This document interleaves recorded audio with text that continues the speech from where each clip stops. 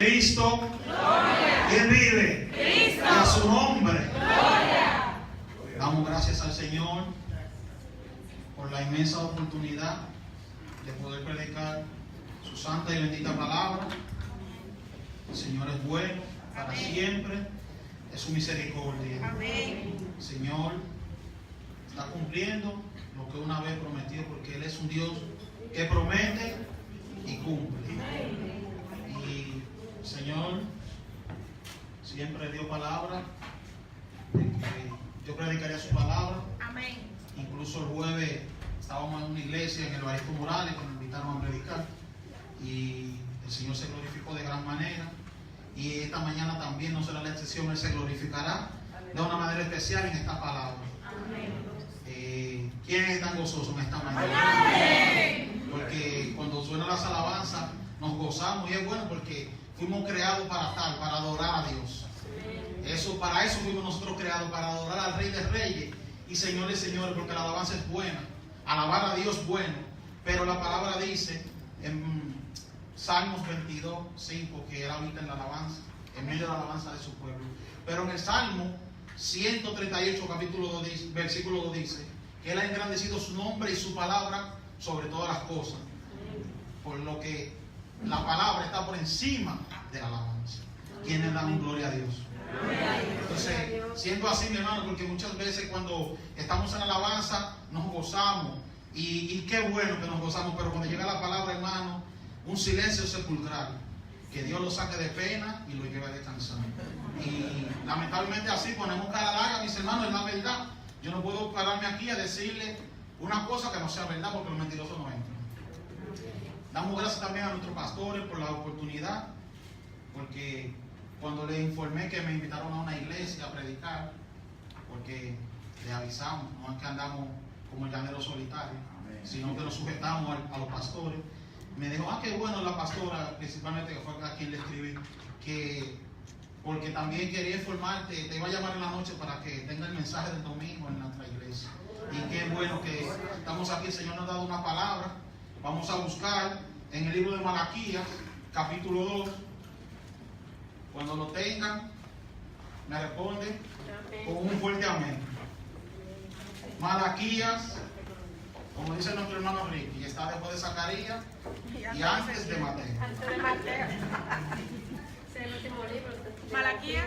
Malaquías 2. Y vamos a leer el versículo 17, del Amén. 3 al 2. Amén. El que no tenga Biblia se puede acercar a uno que tenga Biblia para que lea la poderosa palabra en esta mañana. Y la palabra de Dios se lee a la gloria del Padre, del Hijo y del Espíritu Santo. Amén. No, usted lo puede hacer un poquito mejor. La palabra de Dios se lee a la gloria del Padre, del Hijo y del Espíritu Santo. Amén. Y dice, habéis hecho cansar a Jehová con vuestras palabras, y decís, ¿en qué le hemos cansado? En que decís, cualquiera que hace mal agrada a Jehová, y los tales se complacen. O si no, ¿dónde está el Dios de justicia? He aquí yo envío mi mensajero, el cual preparará el camino delante de mí, y vendrá súbitamente al templo del Señor, a quien vosotros buscáis, y el ángel del pacto, a quien deseáis vosotros, he aquí viene, ha dicho Jehová de los ejércitos. ¿Y quién podrá soportar el tiempo de su venida? ¿O quién podrá estar en pie cuando Él se manifieste? Porque Él es como fuego purificador y como jabón de lavadores. Amén. Vamos al cielo. Padre, te damos gracias, Señor, por tu santa y bendita palabra, Padre. En esta mañana, Padre, yo te pido que mientras tu palabra es predicada, Señor, tú extiendas tu mano, Señor. Que tú seas sanando, salvando, restaurando, rompiendo las cadenas, Padre, pudriendo los yugos, en el nombre de Jesús, Señor. Padre, mira esta palabra que no retorna atrás vacía, sino que cumple el propósito, Padre, por el cual tú las envías, Señor. Padre, glorifícate de una vez más, Padre, no a nosotros, sino a tu nombre. Damos gloria por tu misericordia, por tu justicia y por tu verdad. En el nombre de Jesús. Amén. Antes de sentarse, mire bien al que está a su lado y dígale, mírelo bien serio, porque la palabra es seria. Y hoy estaremos predicando bajo el tema, el día del juicio se acerca. Repítaselo, dígaselo bien. El día del juicio se acerca. Mis hermanos, puede sentarse, pero recuerda que fue el cuerpo que se sentó, no la boca. Puede seguir alabando a Dios ahí. Amén. Y podemos ver aquí en esta palabra que el Señor habla al profeta Zacarías, al profeta Malaquías, donde habla sobre juicio. ¿Quién podrá estar en pie delante del Señor? Dice su palabra. Y para que usted entienda un poco el contexto, nosotros, el pueblo de Israel, duró 400 años en Egipto, cautivo, 433, dice la palabra específicamente. Y no fue porque sí, porque todo en Dios tiene una razón de ser. El Señor permitió que Israel fuera cautivo ahí en Egipto por la maldad de los hijos de Jacob. Ustedes saben que Simeón, el cual no tuvo tribu, y Leví tramaron contra los hijos de Siquem y mataron a los hombres de Siquem a espada. Los circuncidaron primero para debilitarlo, para luego matarlo. Por esta consecuencia y por haber tramado contra José, su propio hermano, el Señor permitió que llegaran a Egipto y allí empezó lo que sería el cautiverio por 430 años. Porque el Señor es un Dios justo, pero hace justicia. Y eso no iba a quedar impune.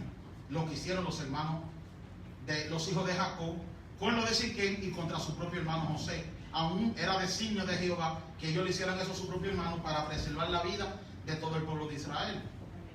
Y el Señor le permite durar 430 años por esta consecuencia. Aún Jacob lo sabía y José, que esto iba a acontecer. Por eso cuando vamos en Génesis 49, cuando Jacob llama a sus hijos para bendecirlo ya que iba a morir, él le dice: ciertamente Jehová os visitará, porque él sabía que iban a quedar ahí. Luego en Génesis 50 vemos lo mismo manifestado por José cuando le habla a sus hermanos que Jehová os visitará, y José le dijo: pero no dejen mis huesos aquí, sino que llévenlo a la tierra para que sean enterrados en la heredad de mi padre. Una tierra que había comprado Abraham en la heredad de Macpela, y ahí fue enterrado. Toda la descendencia de Abraham fueron enterrados ahí, aún José, que fue de los últimos, y al que el Señor le permitió ver 3 generaciones de su familia. También vemos aquí que todo un propósito de Dios, desde el libro de Malaquías. Después de Malaquías, el Señor no levantó profeta sobre el pueblo de Israel y duró 400 años más de silencio, porque todo es un propósito de Dios. Y dura 400 años hasta que el Señor levanta a Juan el Bautista a predicarle un mensaje: arrepentidos y convertidos para que sean perdonados vuestros pecados.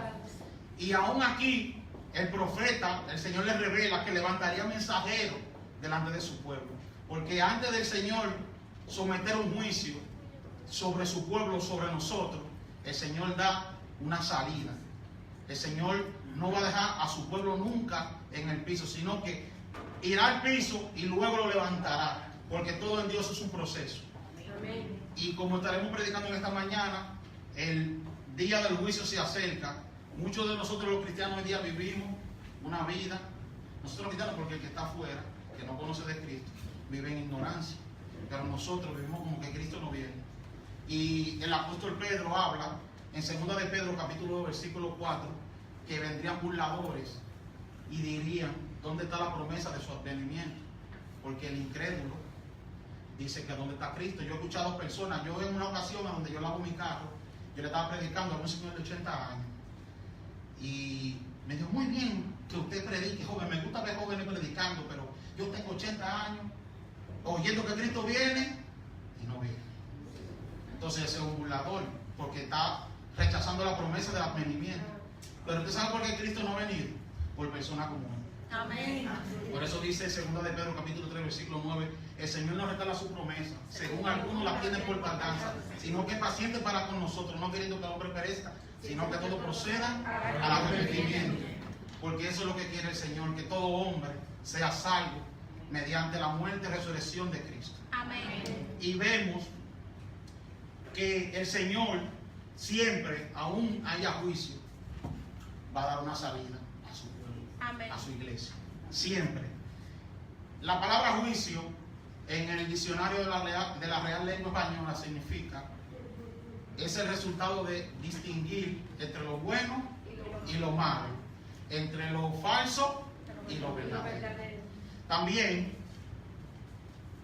la palabra juicio proviene del griego krima, que se refiere al acto de evaluar las acciones de alguien. Por extensión se refiere a sí mismo al castigo o condena resultante de dicho acto.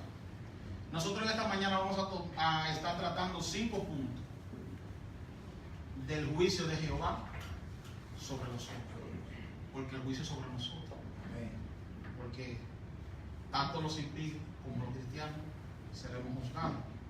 Aquí no hay nadie exento. El Señor no hace excepción de personas.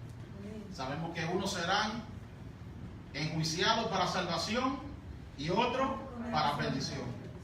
¿Quiénes quieren estar en el de salvación? Amén. Entonces tenemos que vivir y amar la palabra. Como predicaba yo en la iglesia el jueves, que hay que amar la palabra porque la palabra es vida. Amén. Y el primer punto es el juicio a los pecados del creyente. Y esto lo vemos en Juan 5, 24. Vamos a buscar, tienen que buscarlo. Juan 5, 24. Vamos a estar leyendo unos cuantos versículos.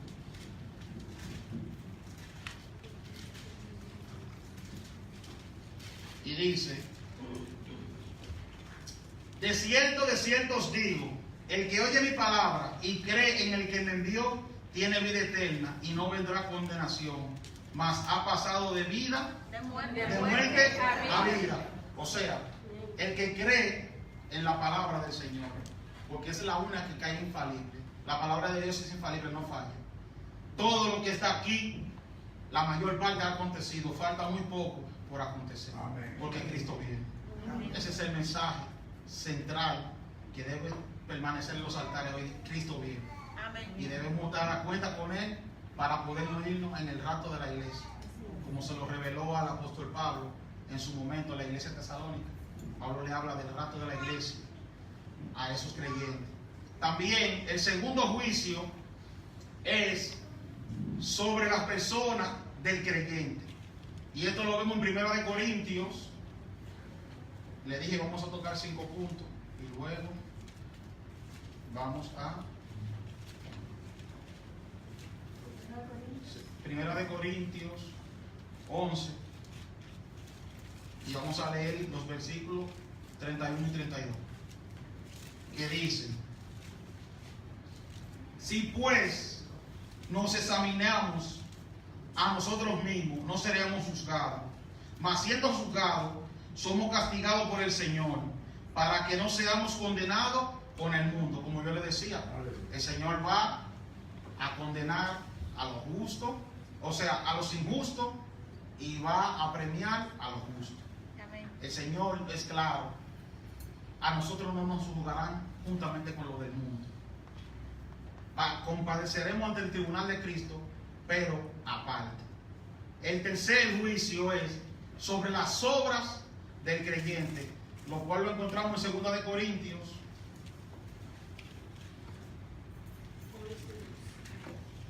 5, 10.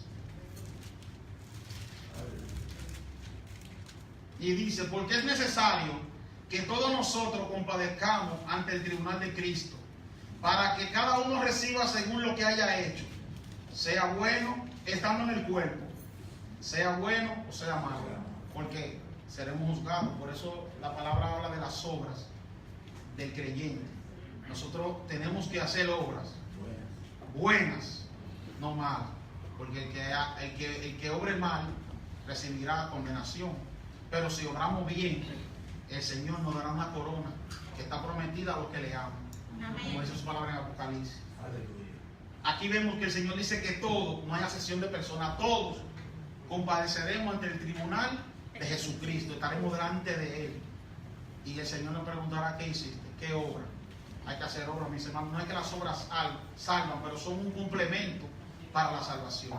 Amén. Porque hay muchas personas que han muerto y han hecho muchas obras, pero lamentablemente no vivirán en el paraíso, mis hermanos. Es triste decirlo, pero es la verdad. El cuarto juicio es el juicio a las naciones. Esto lo vemos en Mateo 25.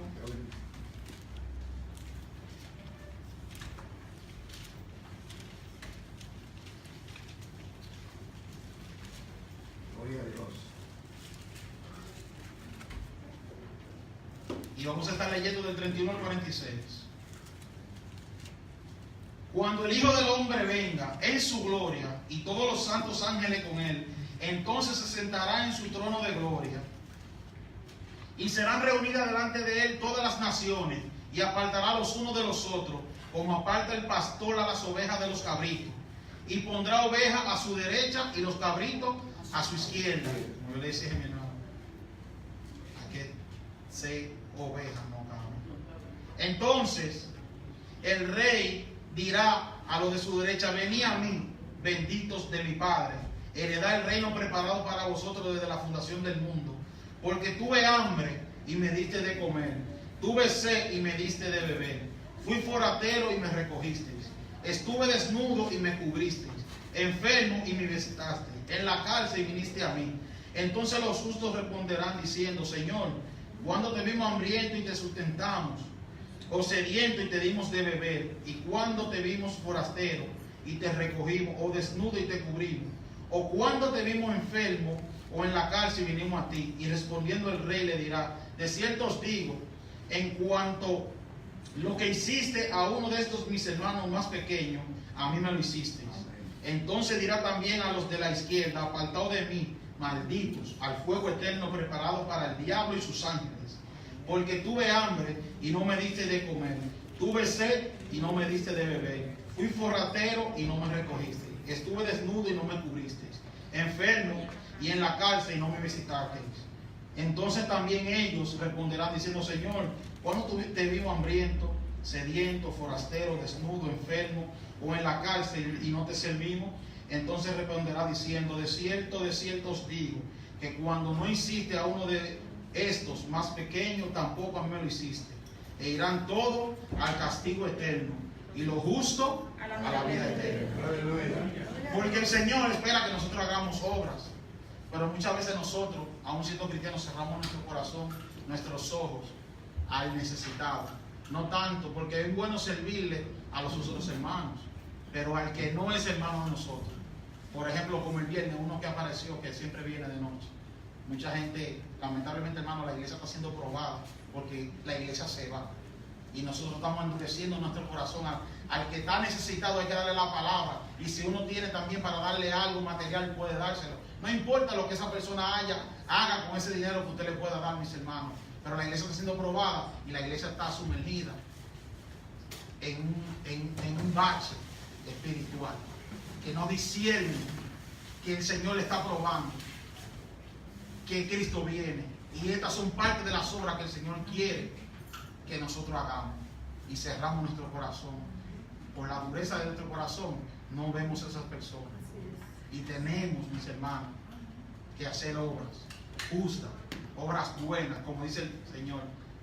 Tuve hambre y no me vestiste. Hay personas con hambre en la calle. No importa, mis hermanos, lo que haga esa persona con lo poco que usted le puede dar, pero usted está cumpliendo con Dios. Porque esa persona, si da mal uso de lo que usted le pueda dar, ya sea una palabra, o dinero, o comida, si hace un mal uso sobre eso, él dará cuenta a Dios, mis hermanos.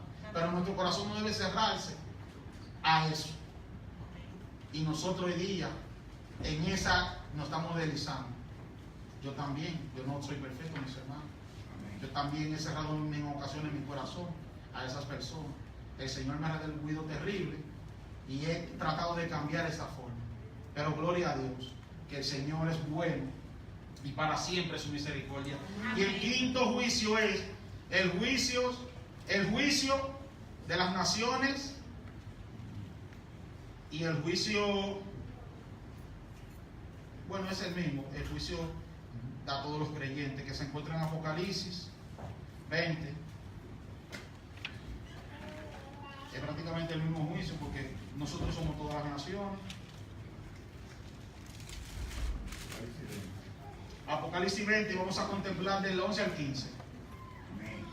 Y dice: y vi un gran trono blanco, y al que estaba sentado en él, delante del cual huyeron la tierra y los cielos, y ningún lugar encontró para ellos. Y vi a los muertos, grandes y pequeños, de pie ante Dios. Y los libros fueron abiertos, y otro libro fue abierto, el cual es el libro de la vida.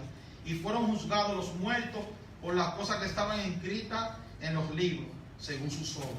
Vuelve el Señor y habla de las obras. Y el mal entregó los muertos que había en él. Y la muerte y el Hades entregaron sus muertos que había en ellos. Y fueron juzgados cada uno según sus obras. Y la muerte y el Hades fueron lanzados al lago de fuego. Esta es la muerte segunda. Y el que no se halló inscrito en el libro de la vida fue lanzado al lago de fuego. Mis hermanos, ¿por qué? El que no se encuentra inscrito. Por eso es que cuando se hace el llamado y un no creyente pasa adelante y acepta al Señor, siempre mayormente el predicador, pastor, evangelista, ministro que esté, siempre le dice: Padre, inscribe su nombre en el libro de la vida. Porque el que esté ahí en el libro de la vida será salvo. Más el que no esté, dice aquí muy claro, no me lo inventé yo. Dice que el que no se halló inscrito, este es el versículo más triste de la Biblia, mis hermanos. Muchas personas que ya las redes sociales le ha llegado ciertos memes, que este es el versículo más triste de la Biblia, entero. El que no se halló inscrito en el libro de la vida será lanzado al lago de fuego. Mis hermanos, pero como yo les decía en principio, el Señor, tanto como permite que entremos en procesos, también da salida. Amén. ¿Por qué? Aquí dice muy claro que el Señor nos juzgará, pero también el Señor Jesucristo nos dio directrices de qué hacer para nosotros no llegar al juicio y la condenación eterna. Por eso Cristo, en el libro de Lucas, capítulo 21, versículo 36, exhorta a sus discípulos cuando estaban en el monte: velad y orad en todo tiempo, para que sean tenidos por digno de escapar de todas las cosas que vendrán y estar de pie delante del Hijo de Dios. Pero el Señor da cuáles son esas dos cosas que debemos mantenernos como cristianos haciendo para poder ser salvos y alcanzar una vida eterna, y es velar y orar. Porque el cristiano que no ora, mis hermanos, lamentablemente no pasará el examen. Lamentablemente, si usted no come pavo, pero no es que venden en el supermercado, mis hermanos, el cristiano que no come pavo, que es palabra, ayuno, vigilia y oración, que no se vista, que no va. Alaba la gloria de Dios. Mis hermanos, es un poco jocoso, pero es la verdad. Tenemos que tener nuestra lámpara encendida con aceite, porque tenemos la historia de las 10 vírgenes. Habían 5 sensatas y 5 insensatas, pero la prudente tenía sensata e insensata. Y habían 5 apercibidas y 5 no. Y cuando llegó el Señor, 5 se fueron con él, y las otras 5, chan, chararán, chan. Chan, chan. Entonces, mis hermanos, ¿por qué? Porque esas 5 no estaban comiendo pavo, lamentablemente, no estaban vigilando, no estaban orando, no estaban ayunando. Porque esto es un ejercicio espiritual, no es con nuestra fuerza. Con nuestra fuerza nosotros no somos capaces de hacer nada. Amén. Nada con nuestra fuerza. Pero con la del Espíritu Santo sí podemos alcanzar la victoria. Por eso que usted ve que también el Señor le promete a la iglesia de Filadelfia, en Apocalipsis 3:10, que dice: por cuanto has guardado la palabra de mi paciencia, yo te guardaré de la hora de la prueba, que ha de venir sobre el mundo entero. ¿Por qué? Porque esta iglesia guardaba ¿qué? La palabra. Tenemos que amar la palabra, guardar esta palabra, vivirla, no tan solo oírla o leerla, sino ponerla en práctica, mis hermanos. No hay otra razón ni otro medio por el cual nosotros, porque esto es lo que nos rige. Este es nuestro manual de vida. Aquí se encuentran todas las leyes del Señor, tanto la moral como la espiritual. Porque tenemos una ley moral. La palabra dice que no podemos ser adúlteros, ni fornicarios, ni mentirosos, ni blasfemos. Pues esa es parte de la ley moral. Y también está la espiritual. el Señor también nos dice en Primera de Tesalonicenses capítulo 1 versículo 10 que no nos ha puesto el Señor para ira, sino para alcanzar salvación mediante Jesucristo. ¿Por qué? Porque nosotros, el Señor de una manera u otra quiere que el hombre no se pierda. Y cuando el Señor habla de ira, como le he mencionado en estos 3 versículos que le he mencionado, es sobre la gran tribulación, mis hermanos. Esa es la ira, esa es la prueba, ese es el juicio de todo aquel que no se vaya en el rapto. Vivirá aquí algo, mi hermano mío, que es terrible. Lamentablemente, muchos predicadores no quieren predicar estos mensajes porque dicen que no se le puede meter miedo a la iglesia. Pero esto no es miedo, mis hermanos, esto es, el Señor está hablando para que la iglesia se levante y esté atenta a su palabra, porque el cumplimiento de esta palabra ya está al punto, mis hermanos. Nosotros, voilà. El apóstol Pablo dijo que es como un abrir y cerrar de ojos. En 1 Corintios 15, 50 en adelante, te encuentras eso, que dice que es como un abrir y cerrar de ojos. Y yo investigando, la ciencia dice que un parpadeo de un ser humano es menos de medio segundo. Yo ni sé mencionar muy bien, hermano, eso es una frase larguísima, micronésima, una cosa así de segundo. Y nosotros parpadeamos y no nos damos cuenta. Usted pestaña y usted no se da ni cuenta que usted pestaña. Y así será la venida de Cristo, el rapto de la iglesia, como un abrir y cerrar de ojos. O sea, eso nada más lo ve la iglesia. Pero como dice la alabanza de Tanilao Marino, que mucha gente el impío verá que gente se desapareciera, que mucha gente se fue con Cristo. Ellos se darán cuenta. Y nosotros también, porque seremos arrebatados en la nube, como dice el apóstol Pablo, 1 Tesalonicenses 4:3 en adelante. Que los muertos en Cristo resucitarán primero. Luego nosotros, los que hayamos quedado, los que estemos vivos en ese acontecimiento, seremos arrebatados juntamente con Él en la nube y estaremos para siempre con el Señor.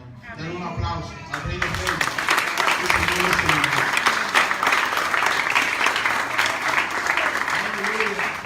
El Señor es claro, mis hermanos, y habla. Aún desde la antigüedad, el Señor viene hablando sobre este acontecimiento del rapto de la iglesia. En una visión al profeta Isaías le dice: enciérrate y corre tras ti tus puertas, en tanto pasa la indignación. Esto el Señor se lo dice al pueblo, a la iglesia, a través del profeta Isaías. Escóndete, entre tanto pasa la indignación. ¿Cuál es la indignación? La gran tribulación, mis hermanos. Pasa que tenemos que leer el contexto de lo que quiere decir la palabra. Aún el salmista David dice que él lo esconderá en su morada, en el tabernáculo. Dice el rey David en el Salmo 27, que él me esconderá, como dice, la cantan en una alabanza, Emilio la ha cantado aquí. Y es sobre eso que el Señor les habla, porque desde el principio el Señor viene hablando del rapto de la iglesia y de que viene una promesa, y como vino la promesa de Jesucristo. Por eso que usted ve que cuando el Señor, Moisés tiene el encuentro con él en el monte Sinaí, cuando Moisés le cuestiona, dice: ¿y quién le diré yo a los egipcios y a mis hermanos israelitas que quién me mandó? Yo soy. El Señor dice: dile que yo soy, te envío. Y por eso que vemos que cuando Cristo viene al mundo, Cristo pronuncia lo mismo y dice: yo soy el camino, la verdad y la vida. Nadie viene al Padre si no es por mí. Yo soy la puerta, el que por mí entrare tendrá salvación y vida eterna. Yo soy el pan de vida, el que come y bebe de mí será salvo. Yo soy el buen pastor, el que da su vida por las ovejas.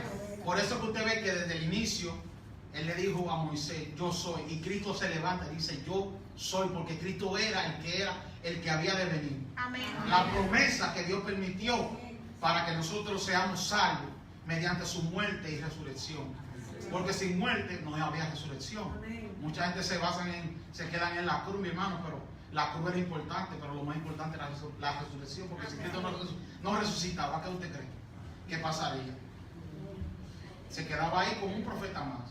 Pero Cristo venció la muerte. Amén. Y nos libró de la muerte del pecado, porque nosotros estábamos muertos en delitos y pecados, como dice el apóstol Pablo. Gracias, Jesús. Mis hermanos, en esta mañana, por eso el Señor advierte a la iglesia que el juicio se acerca. debemos estar a cuenta con el Señor. Amén. En todo tiempo, levantando manos santas, como dice su palabra, alabando al Señor, leyendo su palabra, vigilando, ayunando, mis hermanos, porque el ayuno rompe las ligaduras. Todo lo que nosotros tengamos, lo dice en el libro de Isaías 58, si no me equivoco, mis hermanos, que habla sobre el verdadero ayuno. El ayuno no es para que usted pida por una sierva o un siervo, alabe, ahora sí el Señor viene terrible.